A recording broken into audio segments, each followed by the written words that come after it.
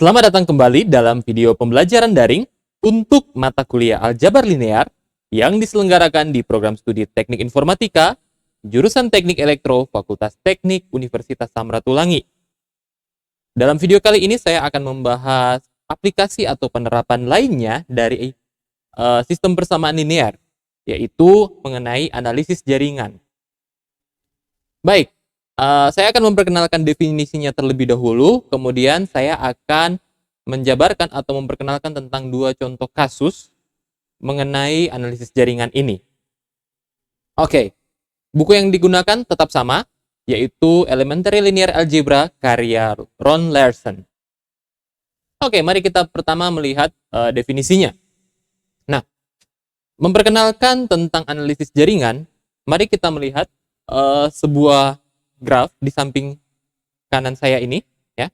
Jadi graf di samping kanan ini, kalau kita lihat ada sebuah junction di situ, ya. Kalau dalam analisis ini kita akan menyebutnya sebagai junction. Kemudian ada dua jalur, ya, yang masuk ke dalam junction tersebut, ya. Ada dua jalur yang masuk dan ada satu jalur yang keluar. Nah, dua jalur yang masuk itu adalah X1 dan X2. Ini menandakan besarnya arus, stream, atau apapun itu yang masuk ke junction tersebut. Dan keluar dari junction adalah 35. Nah, ini adalah contoh dari network lainnya. Kalau di sini berlawanan dengan yang di ujung kanan, ya. Jadi yang di sini sebelah kiri ini di sini yang masuk adalah sebesar 20 unit dan keluar itu pecah dua adalah X1 dan X2.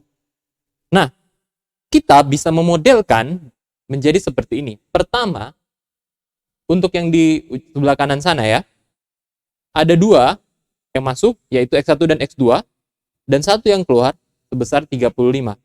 Maka, jika kita representasikan sebagai sebuah persamaan linear, maka kita mendapatkan persamaan linear X1 tambah X2 sama dengan 35.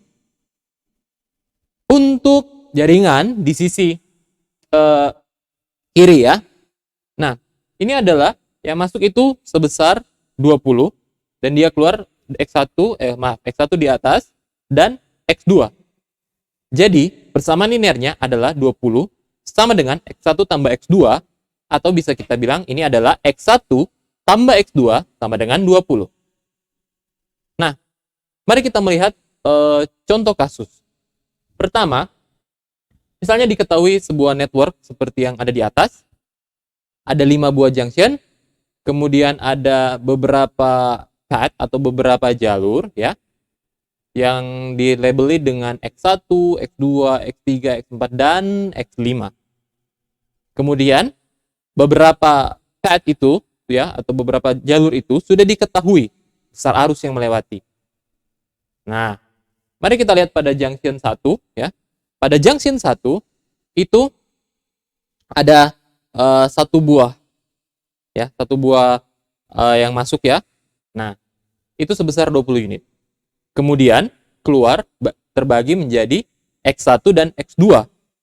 Sehingga pada junction 1 kita mendapatkan persamaan linear X1 tambah X2 sama dengan 20. Nah, selanjutnya di junction 2 yang ada di bagian atas, ya. Bagian atas. Kita lihat di sini, ya. Itu ada yang masuk X4, ya. X4, ya. Kemudian keluar menjadi X3 dan 20. Maka di sini kita melihat ini adalah sama dengan X4 sama dengan X3 tambah 20. Atau jika kita pindah ruaskan X3, maka ini adalah X4 kurang X3 sama dengan 20. Nah, sedikit memutar posisinya, ya. Sedikit memutar posisi, maka persamaan linear ini menjadi X3 kurang X4 sama dengan negatif 20, ya. Kalau kita kalikan negatif 1, maka X4-nya jadi negatif, X3-nya yang jadi positif. Tapi tentu saja si 20 itu, ya, right hand side-nya itu jadi negatif. Oke, mari melihat junction 3. Nah, pada junction 3 kita lihat yang masuk itu adalah X2 dan X3, kemudian dia terpecah menjadi 2, masing-masing 10. Maka kita bisa tuliskan X2 tambah X3 sama dengan 10 tambah 10. Atau langsung saja, X2 tambah X3 sama dengan 20. Oke, bagaimana dengan junction 4? Nah, kita lihat di junction 4, ada, ini mirip dengan yang lain ya, 2 yang masuk, 1 yang keluar. Nah, di sini kita lihat dari 2 jalur yang masuk, yaitu X1 dan juga yang satu sebesar 10, ya. Dan yang keluar itu, ya, keluar adalah X5. Nah, di sini kita mendapatkan persamaan linear X1 tambah 10 adalah sama dengan X5. Atau, jika kita pindah ruaskan, maka kita memperoleh sebuah persamaan linear X1 kurang X5 sama dengan minus 10. Dan yang terakhir, pada junction 5, kita lihat ini adalah yang masuk itu adalah X5. Ya, X5 dan 10. Ya. Keluarnya adalah, yang ada jalur keluarnya dari situ adalah sebesar X4. Maka diperoleh persamaan linear X5 tambah 10 sama dengan X4. Atau, jika kita pindah ruaskan, maka kita memperoleh X5 kurang X4 sama dengan negatif 10. Nah, sekali lagi sama dengan yang kita lakukan di junction 2 tadi, maka kita memperoleh di sini persamaan linear X4 kurang X5 sama dengan 10. Nah, jadi sekarang network yang ada ini, ya, dapat direpresentasikan dengan sebuah sistem persamaan linear seperti ini. Nah, ingat materi sebelumnya, maka sistem persamaan linear ini kita representasikan dalam bentuk matriks, ya. Nah, ini dia matriksnya, ya. Ini sudah langsung saya tuliskan dalam augmented matrix. Jika sudah dalam bentuk augmented matrix, maka kita akan melakukan penyelesaian, ya, dengan menggunakan operasi baris elementer. Oke, itu tadi adalah contoh bagaimana merepresentasikan sebuah network ke dalam sistem persamaan linear dan kemudian direpresentasikan dalam sebuah matriks. Sekarang saya akan menunjukkan sebuah soal cerita yang kira-kira, ya, merupakan representasi dari masalah ini. Nah, misalnya, atau andaikan, ya. Jadi misalnya, ada sebuah perusahaan yang menyediakan jasa cloud computing. Dia jualan cloud computing.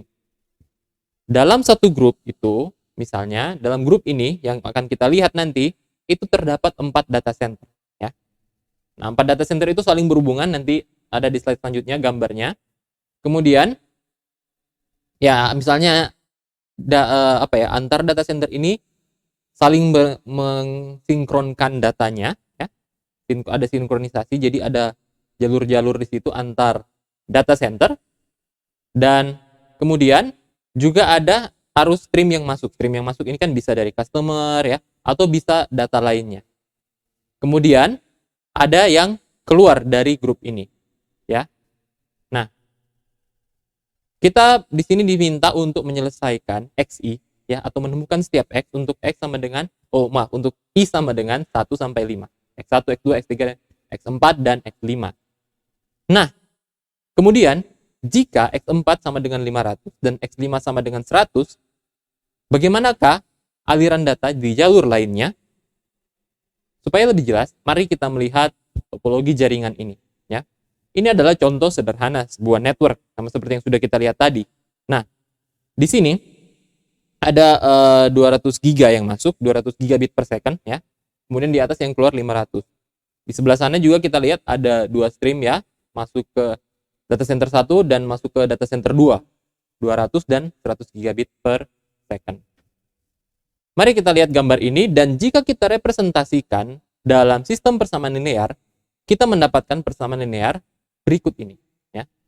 Sedikit contoh, ya, misalnya X1 tambah X2 kurang X4 sama dengan 200. Itu adalah di junction 1, ya.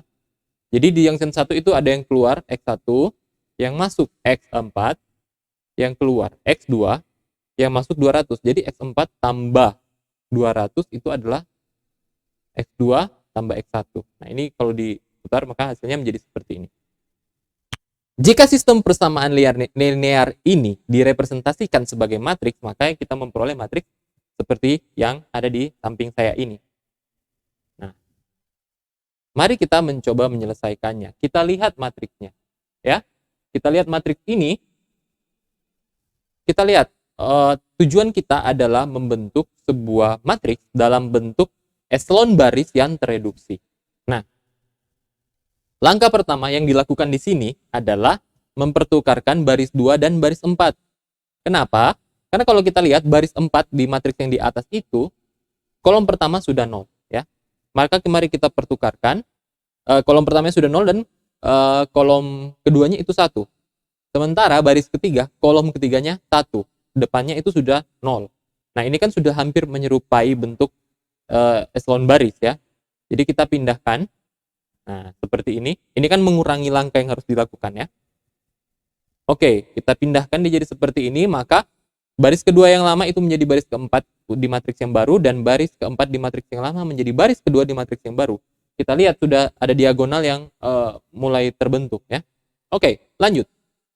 Nah, kemudian kita buat baris keempat itu, baris pertama pada kolom keempat menjadi 0 ya.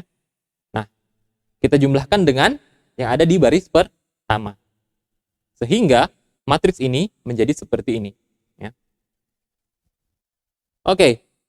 Dan kita lanjutkan operasinya dengan cara ya, kita lihat baris pertama itu kan seharusnya kolom keduanya itu ya, jadi hanya baris pertama, kolom pertama yang 1 ya, sisanya 0. Nah, kita gunakan baris kedua di sini ya. Jadi kita kurangi atau kita tambahkan dengan negatif dari baris kedua sehingga ya diperoleh matriks yang nanti akan saya tambahkan di bawah ya. Saya menjelaskannya langsung saya lupa ternyata sudah saya jelaskan 2 langkah sekaligus.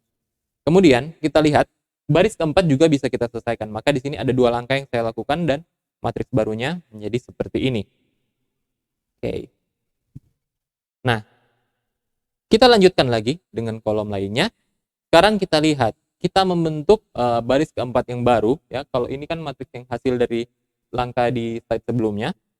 Kita membentuk baris yang baru, yaitu baris keempat yang baru, supaya bentuknya bisa makin menyerupai eselon baris tereduksi. Ya. Tetapi kita lihat di sini, jika kita mencoba menyelesaikannya, maka dengan menjumlahkannya dengan baris ketiga, ya, maka didapat ternyata baris keempat ini menjadi 0. Ya. Kok sepertinya ada yang aneh di sini ya? Harusnya kan 1 ya, leading coefficient, baris keempat, kolom ketiga kita buat jadi 1, tapi kenapa malah menjadi 0. Nah, mari kita lihat lagi bentuk matriksnya, ya.